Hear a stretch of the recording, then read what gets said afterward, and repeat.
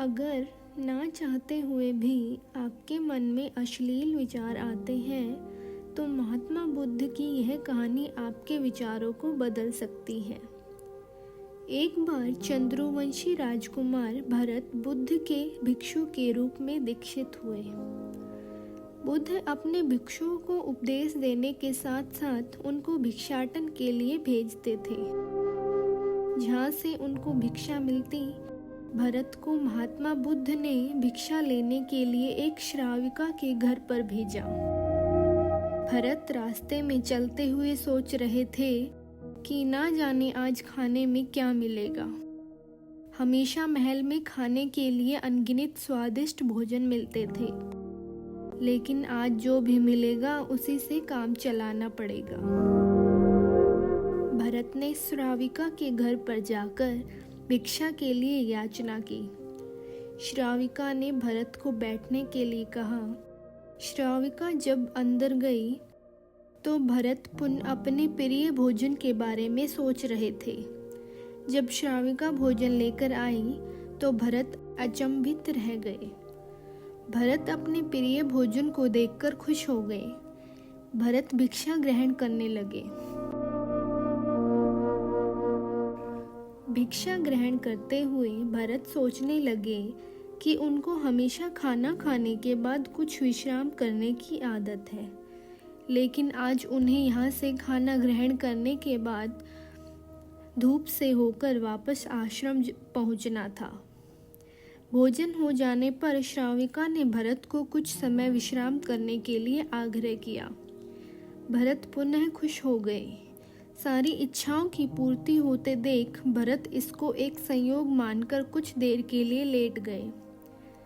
लेटते हुए भरत सोचने लगे कि आज तो सोने को मिल गया, लेकिन मेरे सर पर हमेशा के लिए छत का साया तो मिट गया है। जब भरत सोकर पुनः उठे तो श्राविका ने कहा कि आपको जब तक यहाँ पर रहना है आप यहाँ पर रह सकते हैं। अब भरत समझ गए कि ये कोई संयोग नहीं है, श्राविका जरूर मेरा मन पढ़ रही है। भरत खड़े हुए। भरत ने श्राविका से पूछा, मुझे क्षमा कीजिए, पर क्या आप मेरा मन पढ़ सकती हैं? आप यह सब कैसे कर लेती हैं? श्राविका ने कहा, शुरू में मेरे लिए ये कठिन था, लेकिन मैंने खुद के विचारों को देखना शुरू किया। शुरू में मेरे विचारों की संख्या अनगिनत थी, पर मैंने अपना पूरा ध्यान उन विचारों पर केंद्रित किया। मैंने बिना पक्ष विपक्ष के अपने विचारों को देखना जारी रखा। धीरे धीरे मेरे विचारों की संख्या कम होती गई। मेरे सारे व्यर्थ विचार दूर होते गए। तब से मैं दूसरों के विचार पढ़ लेती हूँ। यह सब सुनकर भरत घबरा गए। भरत ने श्राविका से आज्ञा ली और वहाँ से निकल पड़े।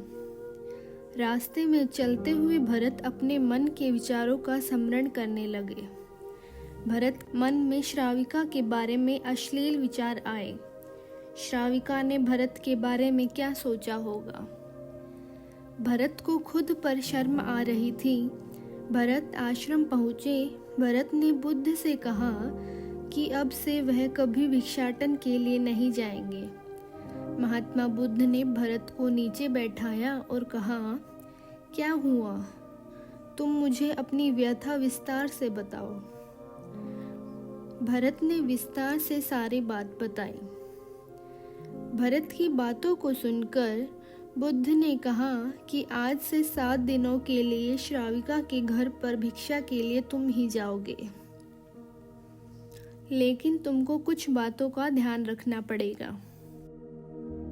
कल तुम जाते हुए अपने चित्त को पूरे होश में रखना। तुम्हारे अंदर कौन से विचार उठ रहे हैं उन पर ध्यान केंद्रित करना।